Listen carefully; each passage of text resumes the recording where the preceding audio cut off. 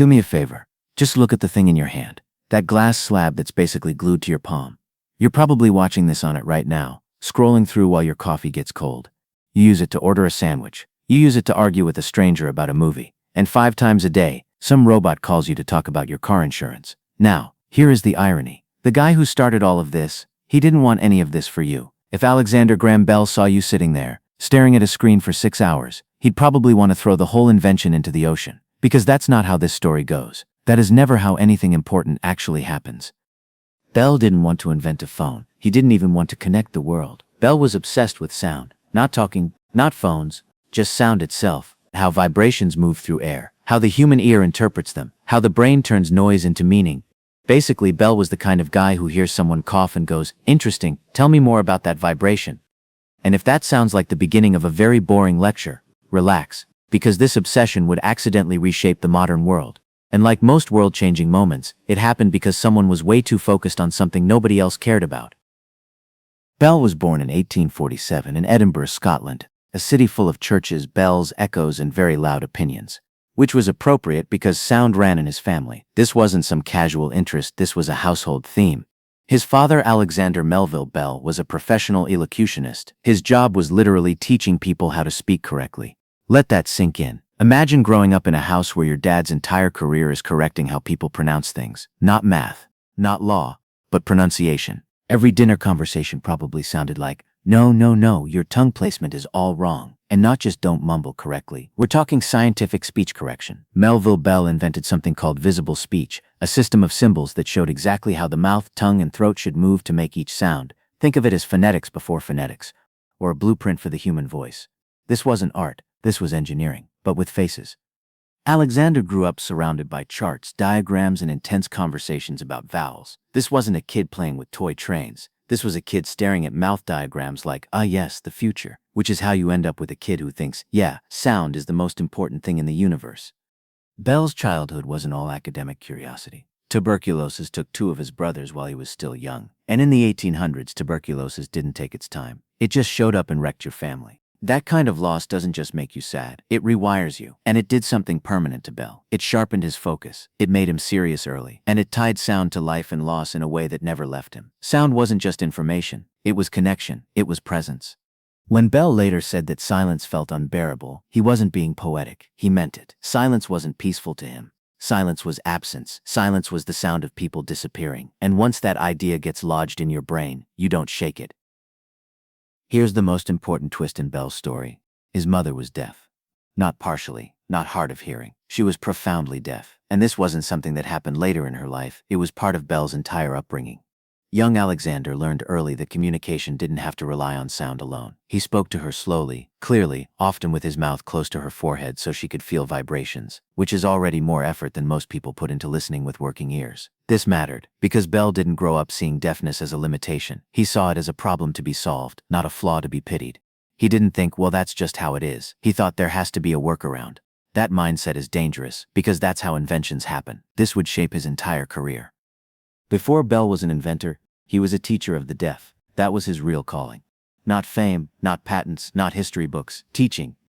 In his 20s, he moved to Canada, then to Boston, where he began teaching speech to deaf students, and not just casually. He was intense, the kind of intense where students probably went home like, yeah, he's brilliant, but he doesn't blink much. He believed deaf people could learn to speak. Not just sign. He believed sound could be felt, understood, reconstructed. He believed the human voice wasn't magic, it was mechanics. And for many students, he was right. He wasn't trying to fix people, he was trying to unlock them. Bell wasn't in love with machines. He was in love with human connection, which is ironic, considering what history remembers him for, because the thing that made him famous was never supposed to be the point. Now we get to the part everyone thinks they know. Bell did not start out trying to invent the telephone, which already ruins the neat little myth people like to tell, the lone genius, staring out a window, dreaming of smartphones. Nope, he was trying to improve the telegraph. At the time, telegraph lines could only carry one message at a time, which in the mid-1800s was already becoming a logistical nightmare. You had businesses, railroads, newspapers, everyone fighting for line time like it was a single bathroom in a crowded apartment. Bell thought, what if we could send multiple messages simultaneously, each on a different pitch, which sounds obvious now, but back then was borderline heresy. This idea was called the harmonic telegraph. Different frequencies, same wire, more efficiency. Basically, Bell looked at music and said, yeah, what if we did that with electricity? It was a reasonable idea. It wasn't science fiction. It wasn't magic. It was just clever engineering mixed with his lifelong obsession with sound. And most importantly, it attracted funding. Because nothing motivates innovation like someone else's money. Bell needed help building his ideas because Bell was a theorist, a thinker, a talker, which is great until you need something to actually work. Enter Thomas Watson, a skilled machinist and mechanic. Watson wasn't a theorist. He was a tell me what you want and I'll make it work guy. The kind of guy who could look at Bell's wild explanations and say, okay, I think I know what you mean. Bell and Watson worked in a cluttered workshop full of wires, reeds, magnets, and parts that looked like they came from a musical instrument factory. Seriously, half science lab, half garage band. Nothing was clean. Nothing was labeled. Everything hummed, buzzed, or shocked you if you touched it wrong.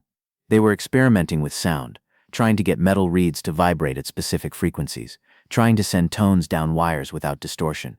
And while they were aiming for efficiency, something unexpected happened. One day in 1876, Bell was working with a transmitter when he accidentally spilled acid on himself. Which, side note, is such a perfect 19th century problem. No safety goggles, no gloves, just vibes and acid. Instinctively, he called out, Mr. Watson, come here, I want to see you. Not carefully, not scientifically, just a human reaction. Watson heard him, not through the air, through the wire. Clear, distinct, human. Not clicks, not beeps, not dots and dashes, a voice. They froze, because this wasn't a telegraph signal. This was voice, actual speech, carried electrically, reproduced on the other end. And just like that, the telephone happened. Not planned, not polished, not even fully understood yet, but undeniable. That's how most world-changing inventions actually happen by accident, in a mess, while someone's in pain. Bell filed his telephone patent on February 14, 1876. So did another inventor named Elisha Gray, on the same day within hours, which is either the greatest coincidence in history or proof that everyone was circling the same idea at the same time. This is where things get messy. Bell got the patent first, Gray did not, and what followed was one of the most litigated inventions in history. Over 600 lawsuits challenged Bell's claim. Everyone and their cousins suddenly remembered they'd been working on something similar. Bell won them all, not because everyone agreed he was the only inventor, but because he filed first and his patent was broad. Painfully broad, the kind of patent that makes lawyers smile and inventors scream. History, as usual, went with paperwork, because nothing decides truth like a stamped document and a good lawyer. Bell became wealthy. Very wealthy. The Bell Telephone Company exploded. Cities wired up. Businesses transformed. Distance collapsed.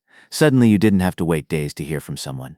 You could be interrupted immediately. And Bell? He hated running a company. He really hated it. He didn't like boardrooms. He didn't like profit charts. He didn't like meetings where nobody talked about sound. He didn't even like telephones that much. He once refused to have one in his study because he said it interrupted his thinking. Which is a bold stance for the man who invented interruptions. Bell didn't want to be remembered for devices. He wanted to understand communication, and somehow in trying to listen more closely than anyone else, he changed how the entire world talks. Here's something most people don't know. Bell basically walked away from the telephone, which sounds insane now considering the thing went on to reshape civilization. But to Bell, the phone was never the destination. He had money now, freedom, and once he had those two things, he did what most people say they'll do if they ever get rich. He went back to what actually fascinated him: sound, science, human potential. Bell wasn't interested in polishing the invention or squeezing profit out of it. He didn't want to argue about tariffs or infrastructure. He wanted to keep asking questions, so he funded deaf education programs, built schools, supported teachers. He went back to trying to understand how humans communicate.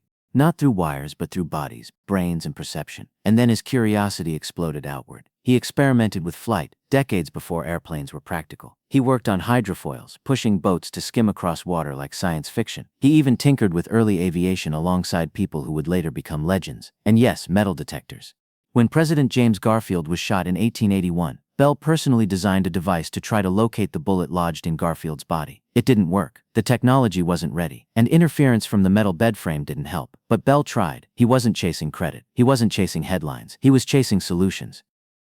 Now, we need to talk about the uncomfortable part, because no historical figure survives honest scrutiny without cracks. Bell strongly supported oralism, teaching deaf people to speak instead of using sign language. At the time, he genuinely believed this would help deaf people integrate into society. He thought speech would open doors. He thought it would reduce isolation. He thought it would give deaf individuals more opportunity in a hearing-dominated world. And to be fair, his intentions were not cruel. But intentions aren't outcomes. Oralism led to the suppression of sign language in schools for decades. Children were discouraged, sometimes punished for signing. Entire generations lost access to their natural language and culture. Many in the deaf community later criticized Bell's views, and rightly so. Bell wasn't malicious, but he was convinced he knew what was best, and history reminds us again and again that certainty can be dangerous, especially when it silences the people it claims to help. Bell wanted connection, but sometimes in trying to unify he erased difference. So who was Alexander Graham Bell? A teacher who accidentally invented a world-changing device.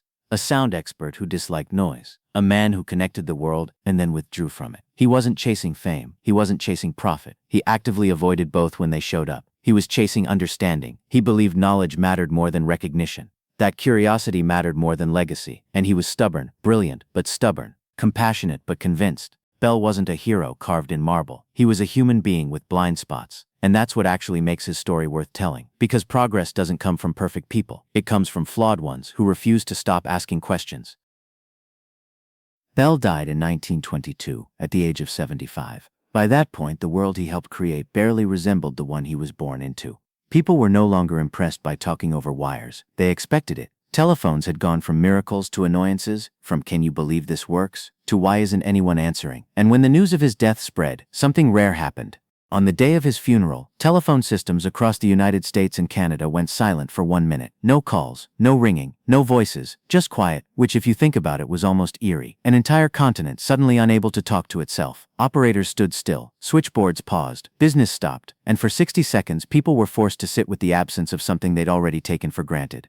For the man who taught the world to speak across distance, it wasn't flashy, it wasn't loud, it was restraint. And Bell, the man who hated interruptions, probably would have approved.